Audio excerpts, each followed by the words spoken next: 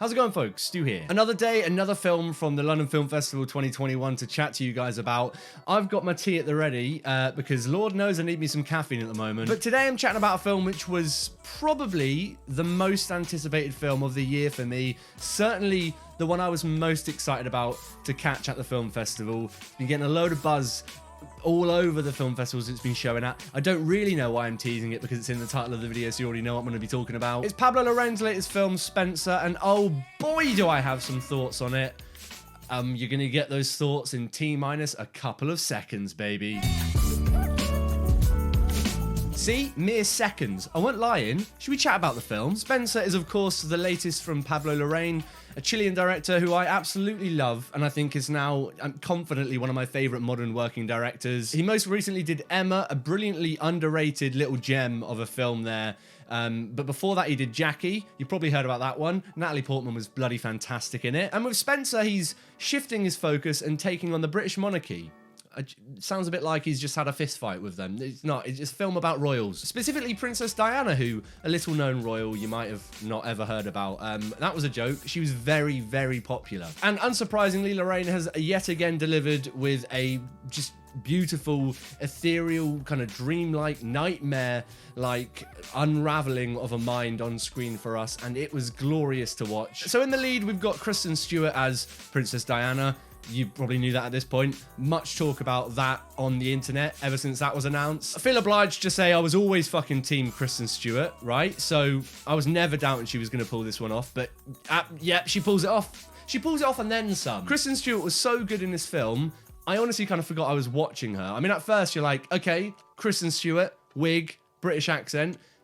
A couple of minutes go by. Hi, Diana. I thought you were dead. It's genuinely impressive, and she brings that kind of, I guess, warmth and friendliness that you want to see from someone portraying Diana, but also this real sort of kind of broken kind of loneliness, isolation behind the mask that she's putting on for everyone, which is something I think Kristen Stewart is always able to bring brilliantly to her roles. She is such a great actress, and I guess it just goes to help that we spend basically the entire film with her. It's essentially set over these kind of 3 imagined days from Christmas Eve through to Boxing Day, where Diana is going through some shit, shall we say. I'm sure I don't really need to explain the sort of shit she might have been going through in her mental state as a royal in the royal family. And I love the way that Larraín approaches that. He's created this sort of very kind of eerie, almost horror-like dive through the psyche at this point. So you're exploring what she's feeling being in the public spotlight so much and how that's affecting her and making her feel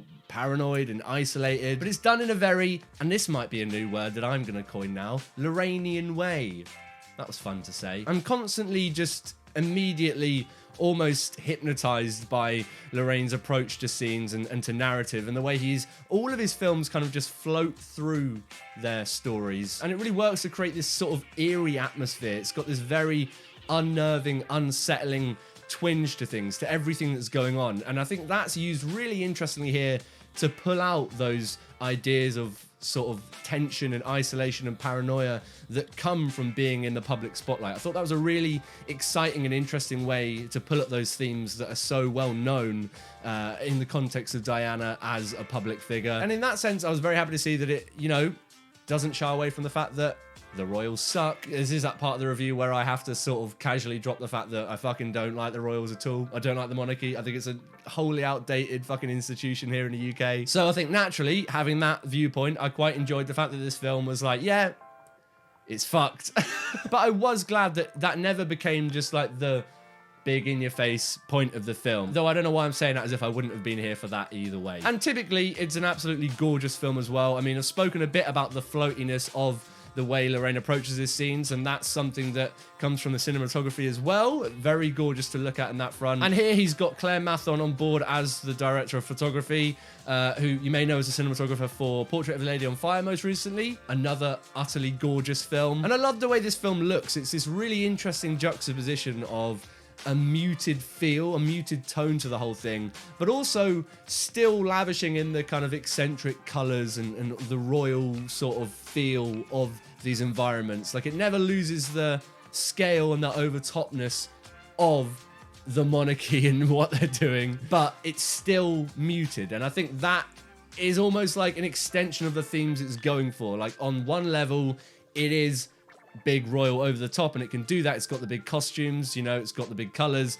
But really what we're looking at under the surface is something a little bit more sinister and a little bit more dramatic and serious. So I like that that was explored in the cinematography, and it's also explored in the score as well. It's through every aspect of the film, but the score was particularly amazing here at picking apart the themes that Larraín's throwing into the mix here, doing it fucking amazingly. I mean, Johnny Greenwood did the score for this thing.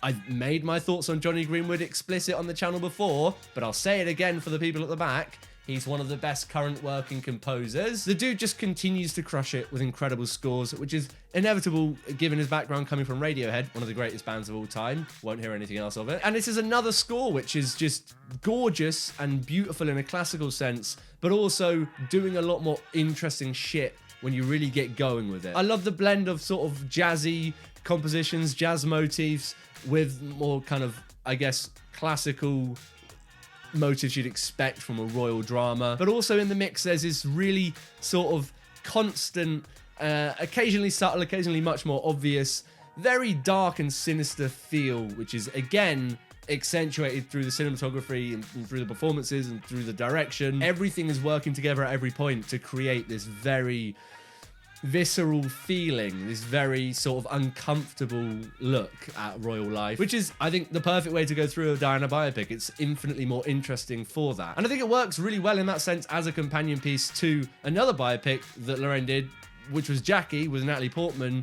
They're different films, obviously, in their own ways, but I absolutely feel like you could watch these two as a double bill. Maybe don't do it. It might be a bit depressing, but you could do it. It'd be a good companion piece looking at two very famous females at different points, at very crucial points in their lives, and how they were reacting to those points from a mental state. Larraín's so good at getting into that and bringing that out in the look and the feel of the film. Just a hugely engrossing and incredibly effective portrait of a woman in a very difficult period of her life. It was, for a short period of about 12 hours, the best film I've seen this year, but something else has come along, which you'll be hearing about on the channel soon. I loved it. I think it's certainly Larraín's most refined and arguably most accessible film. I'm not sure at this point if it's my favourite, but I'm not sure where that will stand on future rewatches, so very excited for that though. But what about you guys? Have you managed to check out Spencer at the film festival or wherever else it's been showing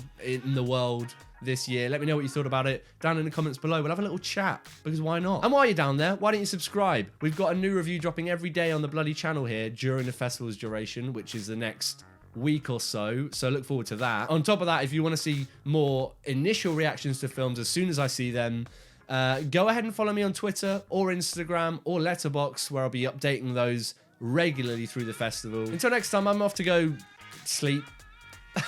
God knows I need it. I'll tell you what, I'm feeling a little bit like Diana at this point. You know, I'm unraveling. Unfortunately, though, I don't have the luxury of being Kristen Stewart. Got half the name.